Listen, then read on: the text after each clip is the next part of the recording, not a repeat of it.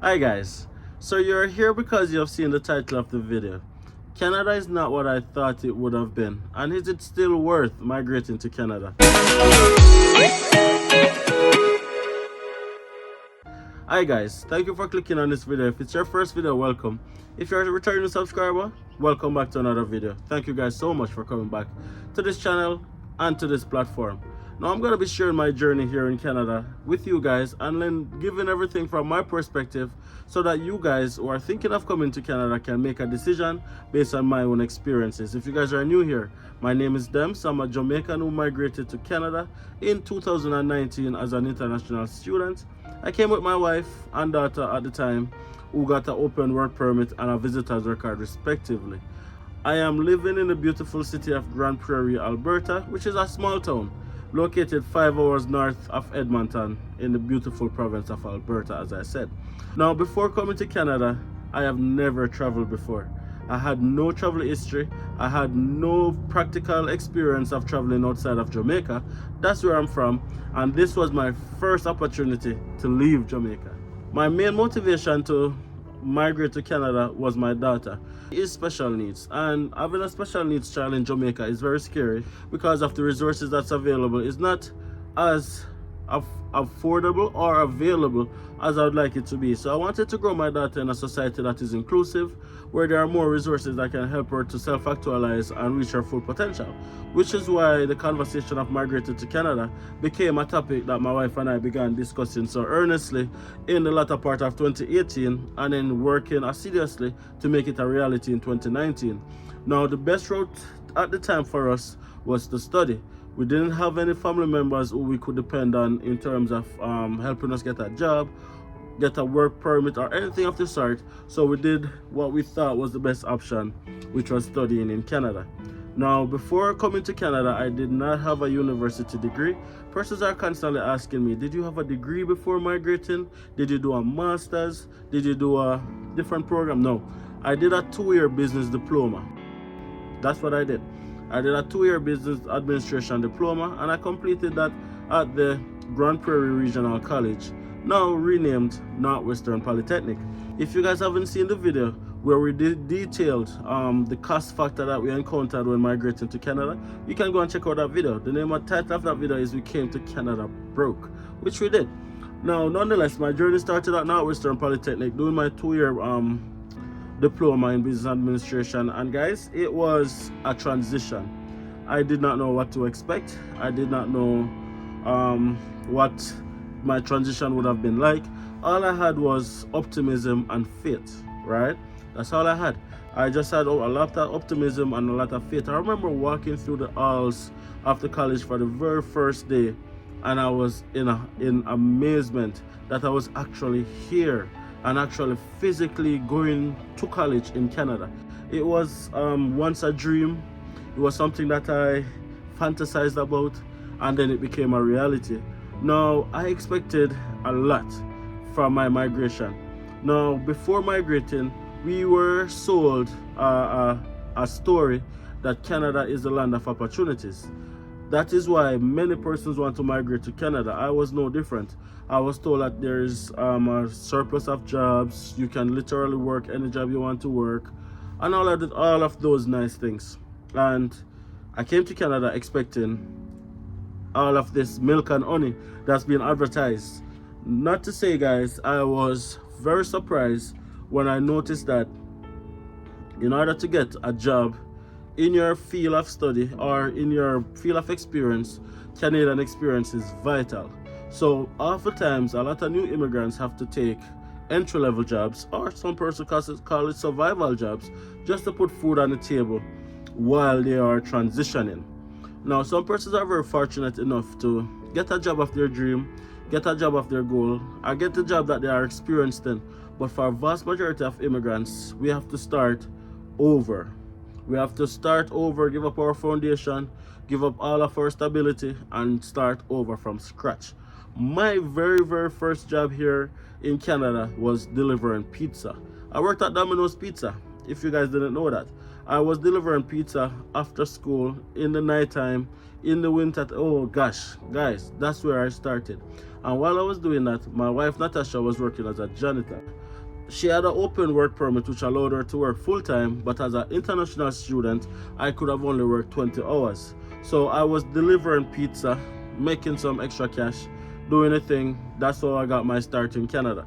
Now, a lot of persons are always looking down and starting over, but my advice to you guys would be, listen, be willing to start over, because your growth potential would be exponentially increased just by being in Canada and getting that Canadian experience.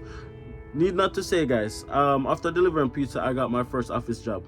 I got my first office job as a business development personnel within a non-for-profit organization, and I found myself doing presentations to many different groups and stuff like that, and that gave me a lot of experience. However, that job was very, very, very demanding. In doing that job, I realized that it was very difficult for me to focus on that job and go to school at the same time. So I had to make a decision what was more important. And at that point in time, going to school was the reason why I was in Canada. I had a study permit, so I could not prioritize work over going to school. So I decided that I was going to resign that job, and I wanted to find a job that gives me that stability in terms of I go to work, when I'm done with work, I'm done, and then I can focus on school. And that was when I got my first bank job in Canada. I started my banking career in Canada as a part-time teller.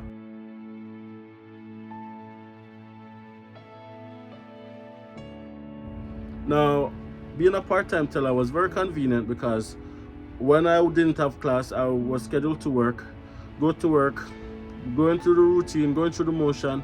It's the same thing over and over and over, regurgitated information, which was perfect.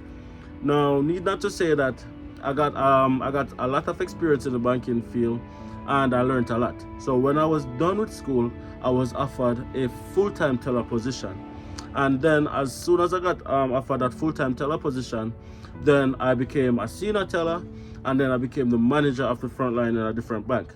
Now, I say that to come to the point that if I did not start or was willing to start as a part-time teller, I would not have gotten to the point where I was actually the manager of the front line. But a lot of persons have expectations that there are already managers in their own country, so when they come to Canada, it's going to be an easy transition for them to just go and become a manager immediately. But that's not always the case. And a lot of persons are psychologically damaged by that, the fact of starting over. They are very scared. They are wondering if it makes sense or not. But nonetheless, it makes sense. That's what I would 100% say. Now, is it worth migrating to Canada? No, in 2023. That's a question a lot of you guys are asking. The answer is still yes. The answer is yes. I'm not gonna lie, guys. Canada right now is a lot different than when I came in 2019. Now, that was just 4 years ago, and many of you guys might say, well, that's not that long.